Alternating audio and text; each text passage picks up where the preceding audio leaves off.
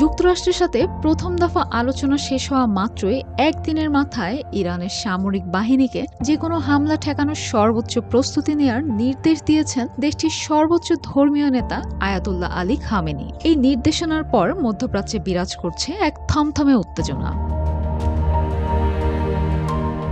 এদিকে পারমাণবিক ইস্যুতে ইরান সমঝোতায় না গেলে দেশটিতে বোমা হামলা চালানোর হুমকিও দিয়েছেন মার্কিন প্রেসিডেন্ট ডোনাল্ড ট্রাম্প। এরই মধ্যে ওমানের রাজধানী মাস্কাটে 12 এপ্রিল অনুষ্ঠিত হয়েছে যুক্তরাষ্ট্র ও ইরানের মধ্যে প্রথম দফার পরোক্ষ আলোচনা।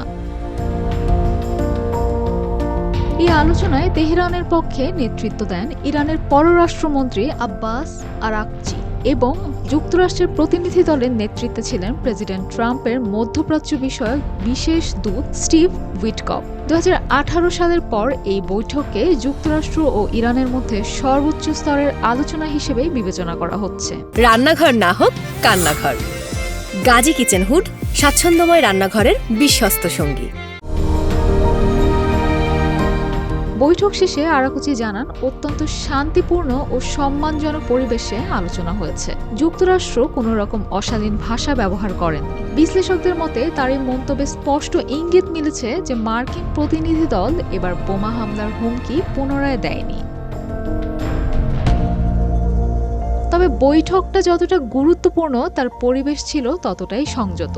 দুই দেশের প্রতিনিধি দলের মধ্যে কোনো ছবি তোলা হয়নি, এমনকি তারা ছিলেন পৃথক কক্ষে। ওমানের পররাষ্ট্রমন্ত্রী বদর বিন হামাদ আল বুসাইদের মাধ্যমে বার্তা আদান প্রদান হয় উভয় পক্ষের। হোয়াইট হাউস বৈঠকটিকে ইতিবাচক ও গঠনমূলক বলে আখ্যা দিয়েছে এবং জানিয়েছে কূটনৈতিক উপায়ে সমস্যাগুলোর সমাধান খুঁজে বের করতে হবে। এরই মধ্যে দ্বিতীয় দফা আলোচনাকে সামনে রেখে ওয়াশিংটন সফর করছেন ইসরায়েলের প্রধানমন্ত্রী নেতানিয়াহু। তিনি যুক্তরাষ্ট্রকে ইরানের সঙ্গে 2003 সালের লিবিয়া চুক্তির মতো একটি কড়াকড়ি চুক্তির পরামর্শ দিয়েছেন। এদিকে এমন উত্তপ্ত পরিস্থিতির মধ্যেই ইরানের সামরিক বাহিনীর কর্মকর্তাদের সঙ্গে এক বৈঠকে খামেনি বলেন, আমাদের সশস্ত্র বাহিনীকে শত্রুদের চাপ মোকাবেলার সর্বোচ্চ প্রস্তুতি নিতে হবে। শত্রুরা আমাদের বাহিনীর মধ্যে বিভাজন তৈরির চেষ্টায় লিপ্ত।